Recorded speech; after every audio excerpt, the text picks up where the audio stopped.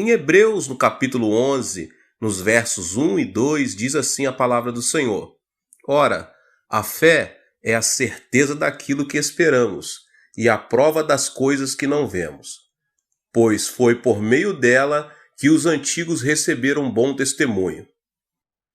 Após muito esforço, certo viajante que atravessava o deserto do Saara descobriu um oásis, onde resolveu passar a noite.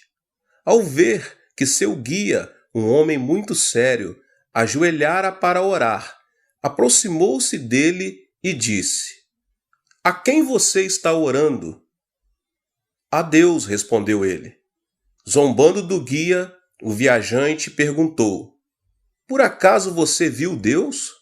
O homem respondeu: Não o vi. Então, como sabe que Deus existe? Você pode me explicar e provar a existência dele? Diante daquela pergunta, o guia manteve-se calado.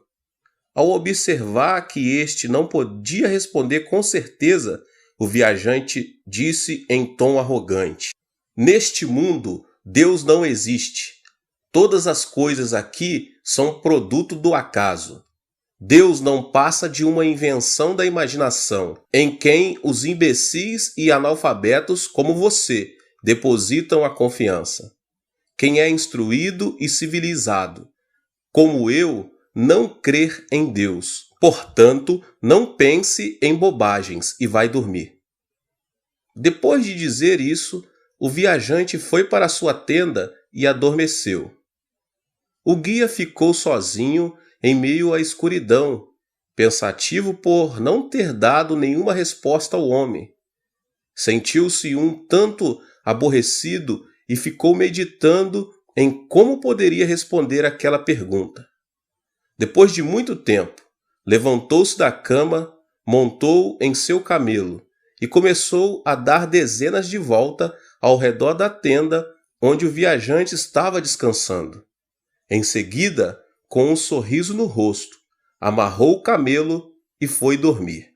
Ao despertar, logo cedo pela manhã, o viajante observou que o camelo havia deixado pegadas ao redor da tenda e perguntou ao guia: Oi, parece que você se esqueceu de amarrar o seu camelo. Como sabe? Por acaso o senhor viu o camelo andar por aí? Não vi. Então, como o senhor sabe que eu esqueci de amarrar o camelo e que ele esteve andando ao redor da sua tenda? Rindo, o viajante apontou para as pegadas do camelo e disse: Olhe, por acaso você não vê as marcas deixadas por seu camelo? Como não saber que um camelo esteve dando voltas ao redor de minha tenda? Diante dessa afirmação, o guia disse: Então olhe, e apontou para o horizonte. Veja o sol que brilha e a beleza do deserto. Olhe a fonte de água do oásis. Observe as árvores verdes. Ouça o canto dos pássaros. Veja as lindas flores. Por acaso não são as pegadas deixadas por Deus? O Senhor não viu o camelo dar voltas ao redor da sua tenda, mas sabe que ele esteve andando aqui porque viu seu rastro.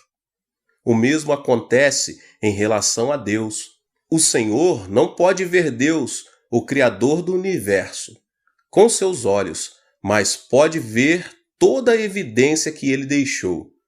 Por que não crer em sua existência? Diante de tal afirmação, o viajante permaneceu mudo e não soube responder. Meus irmãos, essa história nos ensina que o homem pode perceber o invisível. É disso que se trata a fé. A fé é um tema fundamental do cristianismo, uma ponte que une o homem a Deus. Em outras palavras, a fé é o cartão de identificação do usuário, que permite ao homem que vive na esfera limitada da terceira dimensão entrar no mundo ilimitado da quarta dimensão. Portanto, é importante compreender que a fé é algo dado por Deus ao homem, a fim de que este possa experimentar a graça da quarta dimensão. O encontro com o Criador é por meio da fé. A sociedade moderna parece andar literalmente sem problemas, ainda que sem Deus. As pessoas não necessitam de Deus porque podem resolver tudo pelas próprias forças. Isso também se manifesta nas igrejas. Alguém pode se envolver com a religião e, mesmo assim, viver uma vida secularizada. Essa é a causa principal porque muitos cristãos são, na verdade, ateus. Confessam que creem no Deus sobrenatural. No entanto, a vida deles demonstram que não confiam em Deus, e sim em si mesmo, ou seja, levam uma vida como a de um ateu. Dizem que devemos crer. Em que especificamente precisamos acreditar? A Bíblia nos apresenta alguma coisa em que é preciso crer, a palavra de Deus. Entretanto, para ser sincero, não se pode ter um encontro com Deus exclusivamente por meio da Bíblia. Ele pode também ser encontrado na natureza. É por isso que, quando olhamos para a natureza ao nosso redor, podemos descobrir a marca da mão de Deus. Mas a Bíblia diz em Romanos, no capítulo 1, nos versos 19 e 20, pois o que de Deus se pode conhecer é manifesto entre eles, porque Deus lhes manifestou. Pois desde a criação do mundo, os atributos invisíveis de Deus, seu eterno poder e sua natureza divina, têm sido vistos claramente, sendo compreendidos por meio das coisas criadas, de forma que tais homens são indesculpáveis. O que significa isso, meus irmãos? Que Deus deixou evidência de sua existência na natureza. Portanto, ninguém poderá desculpar-se dizendo: não vi Deus, nem o ouvi falar, por isso não creio em Deus. O Salmo 19:1 diz: os céus declaram a glória de Deus, o firmamento proclama a obra das suas mãos. Meus irmãos, em outras palavras, a natureza evidencia a existência de Deus e isso fortalece a nossa fé. A Bíblia declara que as estrelas incontáveis, o sol resplandecente, a lua, os rios, os oceanos, enfim, toda a natureza, foram criados por Deus. Se alguém não crê em Deus, mesmo contemplando todas estas coisas, não significa que faltam evidências da existência divina. Antes, isso revela que os olhos das pessoas estão cegos por causa do pecado, que a impede de ver a glória de Deus. É preciso encontrar com o Salvador de nossas almas por meio da fé. Como acabei de dizer, podemos crer na existência de Deus por meio da natureza. No entanto, Deus não se manifestou somente por meio da natureza. Ele nos revelou também um segredo. Refiro-me a Jesus Cristo, Filho de Deus. Olha só o que diz em João, no capítulo 1. Aquele que é a palavra tornou-se carne e viveu entre nós. Vimos a sua glória, glória como do unigênito vindo do Pai, cheio de graça e de verdade. João dá testemunho dele. Ele exclama: este é aquele de quem eu falei. Aquele que vem depois de mim é superior a mim, porque já existia antes de mim. Todos recebemos da sua plenitude, graça sobre graça. Pois a lei foi dada por intermédio de Moisés. A graça e a verdade vieram por intermédio de Jesus Cristo. Ninguém jamais viu a Deus, mas o Deus unigênito, que está junto do Pai, o tornou conhecido. João capítulo 1, verso 14 ao 18. Não podemos ver Deus com os nossos olhos físicos, mas Jesus veio até nós em carne e nos manifestou o Pai. Portanto, vemos Deus por intermédio de Jesus Cristo. Tocamos em Deus por intermédio de Jesus Cristo. Vivemos junto a Deus por intermédio de Jesus Cristo. É por meio de Jesus Cristo que nos tornamos capazes de não contestar a existência do Deus vivo. Jesus feriu seu corpo e derramou seu sangue na cruz para pagar o preço de nossos pecados. A graça da redenção é algo que nos comove. Depois da queda de Adão, o homem tornou-se incapaz de se aproximar de Deus. Tampouco Deus podia se aproximar do homem, por causa do grande muro que havia sido erguido pelo pecado. Entretanto, o precioso sangue de Jesus derrubou este muro. A consequência disso é que Deus aproximou-se do homem por intermédio do seu Espírito, e o homem pôde acessar o trono divino por meio da oração. Com muita propriedade, Simone Weil assim se expressou: nosso local de nascimento é a cruz de Cristo. Não obstante, é impossível o pecador ter um encontro com Cristo. Para que o homem tenha esse encontro e possa considerar a cruz como o local de seu nascimento, é necessário que ele desenvolva a fé que lhe é ofertada pela graça divina. Em Efésios capítulo 2, nos versos 8 e 9 diz: pois vocês são salvos pela graça, por meio da fé. E isto não vem de vocês, é dom de Deus, não por obras, para que ninguém se glorie. Ouça agora essa história real e muito importante. A morte de um jovem pastor de ovelhas. No norte da Escócia, havia uma ponte de ferro que atravessava todo um vale. Por baixo dela corria um rio.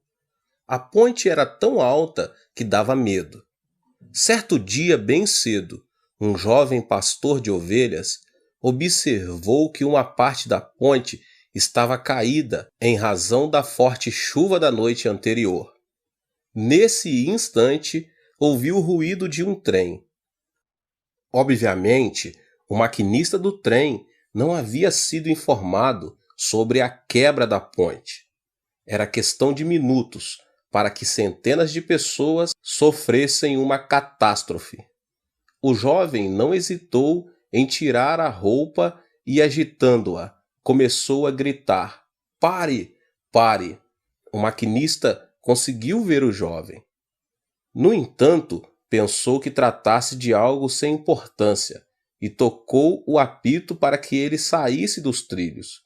Ao ver que o jovem não se mexia e continuava agitando a roupa com a mão, só pôde frear no último instante, produzindo intenso ruído.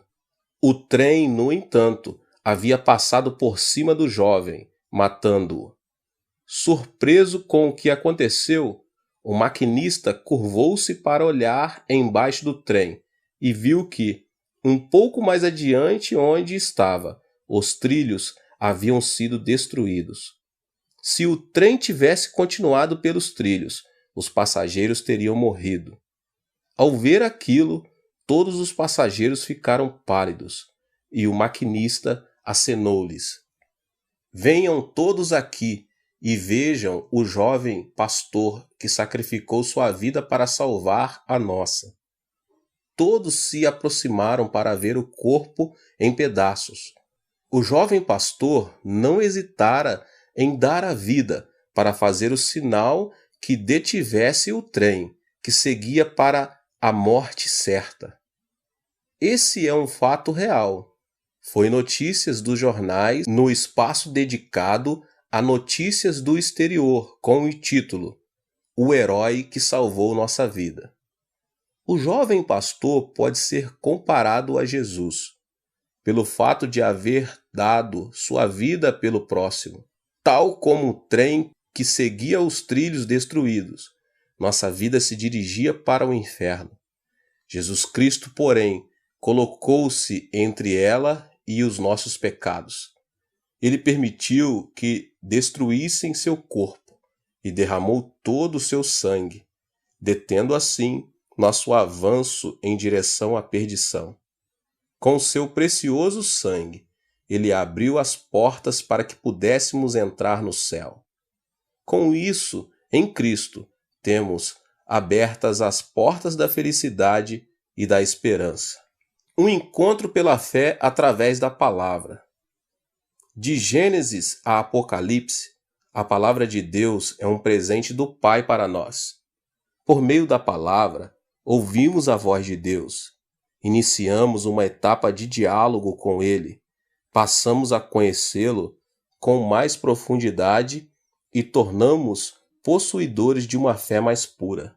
Em sua vida, o cristão tem por parâmetro a palavra de Deus.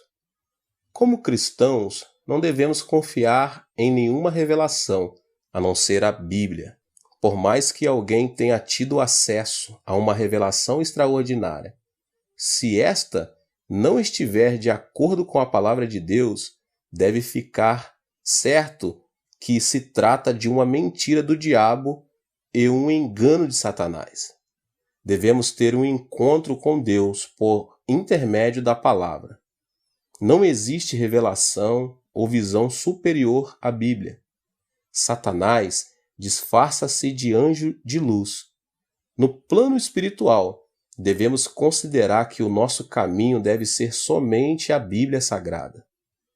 No livro de Romanos está claro que a nossa fé tem como fundamento a palavra de Deus. Diz assim no capítulo 10, nos versos 16 e 17. No entanto, nem todos os israelitas aceitaram as boas novas, pois Isaías diz: Senhor, quem creu em nossa mensagem? Consequentemente, a fé vem pelo se ouvir a mensagem, e a mensagem é ouvida mediante a palavra de Cristo. O fato de confessar que se crer implica crer na palavra de Deus. Podemos crer porque Deus nos deu sua palavra. Caso contrário, a nossa confissão seria como golpear o ar. Somente a Bíblia, a palavra de Deus, é o fundamento da nossa fé. Portanto, o cristão deve lançar raízes na palavra de Deus e viver pela fé de acordo com os ensinamentos das Escrituras. Em Colossenses 2,7 diz: enraizados e edificados nele, firmados na fé, como foram ensinados, transbordando de gratidão. Temos examinado minuciosamente o objetivo de nossa fé, ou seja, temos analisado com atenção aquilo em quem devemos crer. Como resposta à nossa pesquisa, encontramos a revelação de que o amor de Deus, a salvação de Jesus Cristo e a Bíblia devem servir como parâmetros da verdade. E só por meio da fé é possível encontrar essas três coisas. Agora eu quero mostrar para vocês a maneira pelo qual podemos aplicar a nossa fé. Que tipo de fé é a da quarta dimensão? Como podemos aplicar esse tipo de fé para que possamos viver nessa dimensão? O que significa aceitar a fé em Deus? O que significa crer na graça da redenção de Cristo? Qual o alcance da sua visão espiritual de fé? Tão logo foram contaminados pelo vírus do pecado e repelidos por Deus, todos os descendentes de Adão perderam a sua visão. A partir desse instante, o homem perdeu a capacidade de ver e se transformou em um cego. A vida do homem tornou-se muito infeliz e miserável, como os exemplos narrados pela Bíblia acerca do homem encontrado fora do jardim do Éden, o assassinato de Abel pelo próprio irmão Caim e o homicídio sem restrição por parte de Lameque, que se vingou 70 vezes 7. São evidências de como pode ser a triste vida do homem que não vive pela fé. Portanto, o caminho mais curto a que o homem pode recorrer para recuperar a felicidade é o da recuperação da sua visão. Felizmente, a Bíblia traz relatos a respeito de homens que, no começo, andaram pela trilha do pecado, mas depois recuperaram a visão e foram justificados. Saulo recuperou a visão ao ter um encontro com Jesus em Damasco, e as escamas caíram de seus olhos. A partir desse momento, a vida do apóstolo mudou drasticamente. Ele viveu feliz junto ao Senhor pelo resto de sua vida. Da mesma forma, a Bíblia usa a visão como símbolo de fé.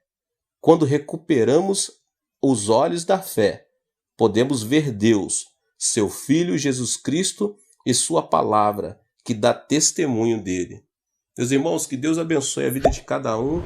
Eu convido a você que ainda não é inscrito aqui no canal, que você se inscreva aqui no canal, ative o sininho das notificações, para que você não perca nenhuma palavra, nenhum vídeo. Não esqueça de deixar aqui o seu like e de compartilhar este vídeo com as pessoas que vocês mais amam. No sul da China, os nativos foram surpreendidos por uma estiagem. Em consequência disso, a falta de alimentos não se fez esperar. Em meio àquelas circunstâncias, chegou um missionário, anunciou o evangelho e o povo começou a crer em Jesus. Certo dia, um dos recém-convertidos aproximou-se do missionário, manifestando a imperiosa necessidade de sobrevivência. Pastor, estamos morrendo de fome. Por acaso o Senhor pode nos ajudar? Diante dessa pergunta desesperada, o missionário respondeu: pelo esforço humano, não podemos fazer nada. Entretanto, o Antigo Testamento narra que Deus enviou o maná para o povo de Israel em sua passagem pelo deserto. Se nos ajoelharmos em oração, Deus nos protegerá, assim como fez com o povo de Israel. Um grande milagre vai acontecer. Todo o povo orou durante 44 noites. Quando terminaram de orar, uma grande tempestade formou-se no norte, e nuvens começaram a acumular-se, provocando uma chuva torrencial. O surpreendente é que, logo após a chuva, o povo descobriu um monte de trigo tão grande que precisou ser removido com pás. A fé nos permite ter acesso à quarta dimensão, o mundo de Deus. Muitos cristãos não experimentam o mundo de Deus porque não atraem a quarta dimensão mediante a fé. Todos os feitos de Jesus, narrado na Bíblia, são produto da atração do mundo da quarta dimensão. Se você começar a ler a Bíblia com a lente da quarta dimensão, descobrirá que, ao realizar um milagre, Jesus não dizia: eu o curei, e sim, a sua fé, sua quarta dimensão, o curou, ou a sua fé o curou, vá em paz. Em outras palavras, nossa fé é um milagre da quarta dimensão. Um outro nome da fé é a obediência. O que provocou a ira de Deus em Cádiz Barneia, limite da terra de Canaã, lugar que manava leite e mel, foi a falta de fé e a desobediência por parte de Israel. Logo depois de passar 40 dias fazendo o reconhecimento da terra de Canaã, 10 espias falaram mal da terra e criaram um ambiente de insegurança e medo. Aqueles espias não tinham Deus no coração. Reconheceram, ouviram e observaram a terra do ponto de vista humano. No final das contas, como não criam em Deus, obviamente tampouco lhe puderam obedecer. Por causa do relato desanimador, todo o povo de Israel amedrontou-se, pôs-se em prantos e pediu um novo líder a fim de voltar para o Egito. Tratava-se de uma rebeldia, uma falta de segurança e desobediência grupal. Como consequência, a ira de Deus obrigou a Israel a viver durante 40 anos no deserto. O pecado que mais desagrada a Deus é a desobediência e a falta de fé. Algo semelhante aconteceu quando Jesus pregou a palavra em Nazaré, o vilarejo onde vivera. Na sinagoga, o Senhor abordou 2 temas do Antigo Testamento. Tratava-se de nada menos que o milagre de Elias e o de Eliseu. Por meio deste relato, podemos nos dar conta das consequências de alguém que tem fé e reage diante da palavra. A viúva de Sarepta, uma mulher que demonstrou fé mediante a obediência. O primeiro milagre foi algo que aconteceu na época de Elias. Havia uma grande seca, porque não chovia havia 3 anos e 6 meses. Em consequência, muitas mulheres em Israel tinham ficado viúvas. No entanto, as viúvas não criam em Deus, tampouco lhe obedeciam. Portanto, Deus não as ajudava. Entretanto, havia uma viúva que vivia em Sarepta, um vilarejo pagão. Sarepta pertencia à terra de Sidom, que adorava Baal. Aquela viúva, porém, temia a Deus, cria nele e obedecia. Embora, para o profeta Elias, aquela viúva não passava de uma mulher pagã que adorava outro Deus, o Senhor enviou o profeta para vê-la. Ao aproximar-se, Elias viu que a viúva estava apanhando lenha e disse: "Vá agora mesmo e traga-me um pão e uma vasilha de água." A mulher retrucou: "A única coisa que tenho é um punhado de farinha e um pouco de azeite numa botija. Eu estava exatamente apanhando lenha para entrar e preparar comida para que eu e meu filho possamos comer, para depois morrermos." Elias insistiu: "Faça o que você precisa, mas traga-me primeiro um pão feito com sua farinha e seu azeite. Não se esqueça também da botija de água. Se fizer o que digo, não se acabará a farinha na vasilha, nem o azeite na botija." Em circunstância tão desalentadora, a viúva de Sarepta creu na palavra de Elias.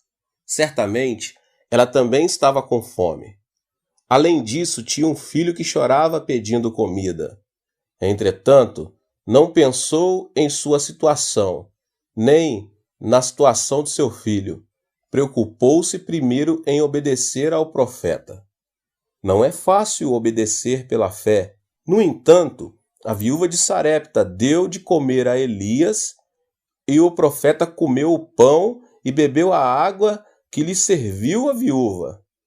Por causa da obediência, a farinha da vasilha não diminuiu, nem o azeite da botija, e isso durante 3 anos e 6 meses, enquanto durou a seca naquela região. Foi um milagre de Deus. Onde há fé e obediência, pode-se experimentar a presença de Deus. Outro caso, meus irmãos, é o de Naamã. Naamã foi um homem que demonstrou fé mediante a obediência. O segundo milagre a que Jesus se referiu ocorreu na época de Eliseu. Nesse tempo, havia muitos leprosos em Israel. No entanto, nenhum deles cria que Deus poderia curá-lo. Contudo, o que aconteceu a Naamã, general do exército da Síria, país inimigo de Israel, foi diferente. Ele era leproso. Certo dia, Naamã ouviu uma jovem serva israelita dizer o seguinte à sua senhora: "Eu gostaria que o meu senhor fosse até o profeta em Israel. Se Eliseu orasse por ele, meu senhor seria curado da lepra." A fé vem pelo ouvir, e ouvir pela palavra de Deus. Assim que escutou essas palavras, Naamã viajou até Samaria para encontrar-se pessoalmente com o profeta. Todavia, ele foi primeiramente ao rei de Israel, que reagiu, rasgou as vestes e disse: "Por acaso sou eu Deus capaz de conceder vida ou morte? Por que este homem me envia alguém para que eu o cure de lepra? Veja como ele procura um motivo para se desentender comigo." 2 Reis 5:7. O rei teve essa reação porque imaginava que a presença do sírio tinha segundas intenções, isto é, aquela seria uma desculpa para atacar Israel. Ao ouvir a notícia de que seu rei havia rasgado as vestes. Eliseu pediu que lhe enviassem Naamã. Assim, Naamã apresentou-se diante da casa de Eliseu, acompanhado de seu grande exército. Para sua surpresa, porém, o profeta nem sequer saiu para saudá-lo e enviou um servo para lhe dizer: vá e lave-se 7 vezes no rio Jordão. Sua pele será restaurada e você ficará purificado. Ao ouvir estas palavras, Naamã ficou muito indignado e saiu dizendo: eu estava certo de que ele sairia para receber-me, invocaria em pé o nome do Senhor, o seu Deus, moveria a mão para o lugar afetado e me curaria da lepra. Não são os rios Abama e Farfá, em Damasco, melhores do que todas estas águas de Israel? Será que não poderia lavar-me neles e ser purificado? E foi embora dali furioso. Quando Naamã, furioso, virou-se para ir embora, seus servos aproximaram dele e disseram: meu pai, se o profeta lhe tivesse pedido alguma coisa difícil, o Senhor não o faria? Quanto mais quando ele apenas diz que se lave e será purificado. Naamã foi persuadido por seus servos e banhou-se 7 vezes no Jordão, tal como o profeta Eliseu havia mandado. E o milagre aconteceu. Naamã foi completamente curado de sua lepra, e sua pele ficou tão lisa como a pele de um bebê. Naquela ocasião, na sinagoga, Jesus recordou a esses 2 milagres. No entanto, esses 2 relatos não coincidem exatamente com o espírito do Antigo Testamento, visto que em ambos os casos, os protagonistas pertenciam a 2 nações pagãs. A viúva de Sarepta era uma mulher da terra de Sidom, e Naamã, o general do exército, era um homem da Síria, inimiga de Israel. Qual é o ensino que Deus quer ministrar a nós por intermédio dessas histórias?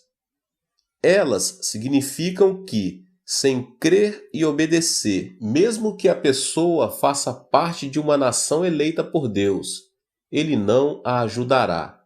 Ao contrário, se, apesar de pertencer a uma nação pagã, a pessoa temer a Deus, crer e obedecer, então o Senhor virá em seu socorro. Eu sou o Senhor, o seu Deus, que o tirei da terra do Egito.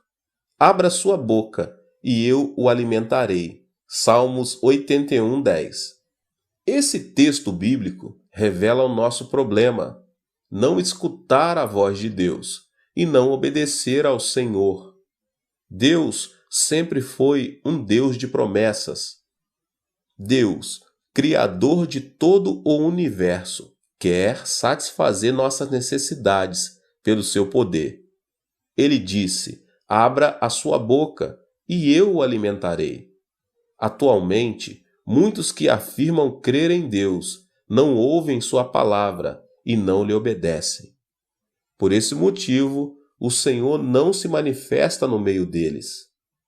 Por mais que mantenhamos cerimônias religiosas magníficas, se não houver fé nem obediência, nossa relação com Deus não poderá ser mantida. Não que Deus deixe de nos salvar por ter a mão encolhida, ou deixe de atender às nossas orações por não poder ouvir. Deus não age em nosso meio por causa da desobediência e da falta de fé. Confessar: creio em Jesus Cristo, fui batizado e sou membro de tal igreja, não garante a obra de Deus em nossa vida. Deus não olha para o exterior, isto é, para o ritual e a forma, mas sim observa o interior, a fé e a obediência que conservamos em nosso coração. Onde há fé e obediência, Deus age ainda hoje. A desobediência é outro nome para a fé morta. Obediência é o ato de deixar que Deus tome a iniciativa. Isso implica a pessoa renunciar ao próprio julgamento, à própria decisão. Esse tipo de obediência surge unicamente quando se crê, quando se obedece àquele a quem a iniciativa é entregue. No caso de haver certa dúvida ou incerteza, essa fé deixa de ser genuína. Deus não opera em uma fé que não seja completa. Mais do que falta de fé, a desobediência é uma fé morta. O dilema surge quando se afirma crer, mas não se obedece. Isso é ter uma fé morta. Nem todos os cristãos experimentam o poder de Deus aqui na terra. Devemos analisar cuidadosamente se a nossa fé é genuína ou se simplesmente estamos enganando a nós mesmos. Diante da menor dúvida, devemos restaurar nossa fé pela obediência. Dessa forma, conseguiremos viver unidos a Deus. A falsa fé demonstrada por Marta. A partir deste ponto, vamos analisar a incredulidade e a desobediência com base na história de Marta e Maria. Como todos sabem, a história começa com a morte de Lázaro, irmão dessas duas mulheres. Fazia muito tempo que os pais deles haviam morrido, e o irmão, o arrimo da família, agora morrera também. E Jesus chegou quando já se haviam passado 4 dias desde a morte de Lázaro. Fazendo este pedido, Marta murmurou contra o Senhor: se estivesses aqui 4 dias atrás, meu irmão não teria morrido. Por que chegaste tão tarde? Já não há esperança para nós. Marta e Maria estavam sem esperança. Agiam na terceira dimensão. Na quarta dimensão, Jesus é o mesmo ontem, hoje e para sempre. Marta, entretanto, cria no Jesus de 4 dias atrás, mas não no Jesus daquele momento. Aqui vemos o grande erro da fé que Marta demonstrava ter. A fé não deve mudar por causa das circunstâncias. Entretanto, Marta não tinha esse tipo de fé. Analisemos nossa fé com base na conversa de Jesus e Marta. Senhor, disse Marta a Jesus, se estivesses aqui, meu irmão não teria morrido, mas sei que mesmo agora, Deus te dará tudo o que pedires. O seu irmão vai ressuscitar, disse Jesus. Eu sei que ele vai ressuscitar na ressurreição no último dia, respondeu Marta. Então Jesus lhe disse: eu sou a ressurreição e a vida. Aquele que crê em mim, ainda que morra, viverá. E quem vive e crê em mim, não morrerá eternamente. Você crê nisso?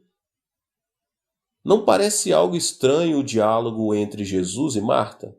Se você estudar o texto minuciosamente, perceberá que Jesus está tentando transmitir a ela um ensino importante. Jesus está usando a linguagem da fé para que opere a quarta dimensão. Marta, porém, não está sequer preparada para ouvir as palavras de fé. Em síntese, a fé professada por Marta era falsa. Jesus disse: o seu irmão vai ressuscitar. E Marta reagiu dizendo: no dia da ressurreição, claro. Além disso, Jesus disse: eu sou a ressurreição e a vida. Aquele que crê em mim, ainda que morra, viverá. E quem vive e crê em mim, não morrerá eternamente. Você crê nisso? No entanto, Marta só atinou em responder: sim, eu creio. Tu és o Cristo, o Senhor. De início, parece que Marta está fazendo uma confissão de fé. Mas, se analisarmos o texto cuidadosamente, percebemos que Marta não está respondendo à pergunta feita por Jesus. Marta não cria em Jesus, só acreditava no que conhecia. Conhecer e crer são 2 coisas totalmente distintas.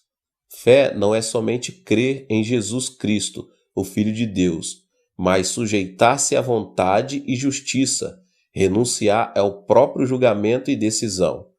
Se Deus nos fala, devemos crer nele e segui-lo, por mais que o nosso intelecto não o aceite, nem as circunstâncias nos acompanhem. A cena seguinte, descrita na Bíblia, mostra Jesus dirigindo-se à tumba em que Lázaro estava sepultado. Marta e Maria o acompanhavam e ele estava chorando. Com certeza, Jesus não chorou por estar triste pela morte de Lázaro. Ele sabia que o ressuscitaria. Naturalmente, ele chorou pelo tipo de fé demonstrada por Marta e Maria, uma fé morta. Como podemos saber que a fé professada por Marta e Maria era uma fé morta? Se as duas irmãs tivessem uma fé genuína, não haveria por que se desesperar, atemorizar-se e sentir frustração pela morte de Lázaro. Elas estavam tristes pela aflição, por não crer em Jesus, embora o Senhor estivesse presente ali mesmo. Cremos que o Senhor tenha chorado por causa da incredulidade demonstrada por Maria e Marta. O que você acha da resposta dada por Marta? Não é mais do que mostrar ignorância a respeito do que Jesus deseja. A fé morta não pode atrair nem fazer que se experimente a quarta dimensão de Deus, tal como aconteceu a Marta, por mais que a quarta dimensão se revele diante de algumas pessoas, elas não se dão conta disso. A obediência requer uma decisão, mas se uma pessoa não confia na outra, não lhe pode obedecer. A reação de Marta mostra justamente isso. Essa cena deu-se quando Jesus se achava diante do túmulo de Lázaro. O diálogo continuou e a falta de comunicação também. "Tirem a pedra", ordenou Jesus. Apesar da incredulidade de Marta, Jesus insiste na linguagem da fé e trata de atrair o mundo da quarta dimensão. Aqui está uma amostra da típica desobediência. E mais, pode-se dizer que se tratava de uma rebeldia. Jesus se viu surpreendido pela falta de fé de duas discípulas como Marta e Maria. Ainda quando Jesus lhe pediu que removessem a pedra para que ele pudesse ressuscitar Lázaro, Marta e Maria não obedeceram. Sem fé, é impossível agradar a Deus. Nesse caso, porém, Jesus estava tratando de ensinar Marta. Tão somente como a remoção da pedra, o milagre iria acontecer. E a quarta dimensão manifestaria em sua plenitude. Marta estava repelindo o coração de Jesus, que lhe estava oferecendo a maior felicidade de sua vida. Muitos judeus estavam reunidos naquele lugar, e Jesus repreendeu a falta de fé que Marta demonstrava. "Não lhes falei que, se você cresce, veria a glória de Deus?" Felizmente, a reação de Jesus produziu uma mudança de atitude. Eles se arrependeram de não terem crido nas palavras de Jesus e decidiram crer. Da mesma forma, se você é uma pessoa incrédula e desobediente, mas que assim que ouve a palavra de Deus, decide crer nele, Deus o aceita. Geralmente, a pedra da tumba é grande para evitar que os animais selvagens entrem e danifiquem o cadáver. Pela fé, as duas irmãs decidiram tentar remover a pedra. Agiram como evidência de uma obediência completa. A fé sem obras é morta. Se você diz que crê, deve demonstrar uma obra que evidencie sua fé. Jesus não remove a pedra, tampouco o fazem os vizinhos. Ninguém pode evidenciar a fé que outra pessoa tente demonstrar. Cada um deve agir por si mesmo, evidenciando sua fé. Jesus opera o milagre quando obedecemos, ou seja, quando removemos a pedra pela fé. Se orarmos, "Senhor, salva-nos", devemos buscar uma igreja. Se pedimos prosperidade, "Senhor, dá-nos a bênção da prosperidade", devemos dar o dízimo. Se rogarmos por saúde, Senhor, cura-me. Devemos servir e orar a Deus. Temos que cumprir nosso dever. Se apenas pedimos e nada fizermos, Deus não nos responderá. A obra evidencia a fé, e Deus responde a nossas orações por essa evidência. O Senhor quer ver nossa fé, e uma fé invisível não é fé. Em diversos textos, a Escritura dizem que o Senhor, vendo a fé, ordenava: seja feito segundo a sua fé. O Senhor pode ver a nossa fé, e uma fé genuína é visível. Ao contrário, uma fé invisível não é genuína. A terra deixa de ser terra quando fica submersa nas águas do mar. A terra é terra quando permanece acima do nível do mar. Uma fé invisível não é fé. A fé genuína é aquela que se vê. Jesus estava pedindo a Marta e a Maria que demonstrassem por essa obra essa fé invisível. Remover a pedra implica demonstrar a fé mediante a obediência. As duas irmãs conseguiram remover a pedra com todas as suas forças. Ao abrir-se a porta do túmulo, um odor horrível atingiu o lugar. Nesse instante, diante da pedra, o Senhor ordenou: Lázaro, venha para fora. Todos observavam a cena com certa ansiedade. Marta e Maria também estavam ansiosas. Todos os olhares estavam voltados para a porta do túmulo. De repente, viu-se um vulto branco, mas em pouco tempo todos se deram conta de que era Lázaro envolvido em faixas, com o rosto envolto num sudário. Jesus Cristo é o mesmo antes e depois da morte de Lázaro, o mesmo ontem, hoje e eternamente. O milagre de Deus havia acontecido. Da mesma forma, o milagre ocorre hoje para todos que crerem e obedecem a Deus. Meus irmãos, que Deus vos abençoe. Que palavra, né? Você que chegou aqui nesse canal e ainda não é inscrito, se inscreva no canal e ative o sininho das notificações para que você não perca nenhum vídeo que são postados todos os dias aqui no canal, tá bom? E deixe também o seu like. Não se esqueça também de compartilhar esse vídeo com as pessoas que você mais ama. Deus te abençoe, em nome de Jesus. Nos vemos nos próximos vídeos. Tchau, tchau.